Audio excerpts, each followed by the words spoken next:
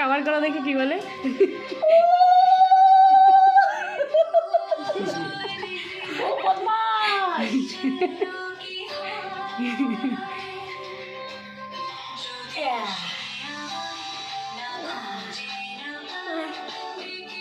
পূজা কবে পড়ে দাও। এবারে তো সিঁদুর তেল আর হলুদ। চলো তো মুখে কালি কেন?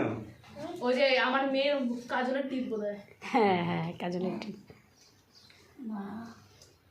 তুই কি করে খাবি আমি সেটাই ভাবছি, তোর তো দাঁত নেই। ও মাংস চিবাবি কি করে আমি তো বুঝতেছি না। পারবে না, ও খাওয়া বন্ধ তো। তাহলে ডাল আর ভাত। হ্যাঁ ওই আলু সেদ্ধ আর ভাত।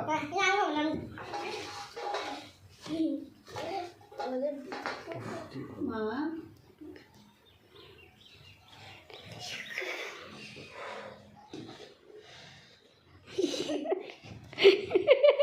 খাওয়া খাবে।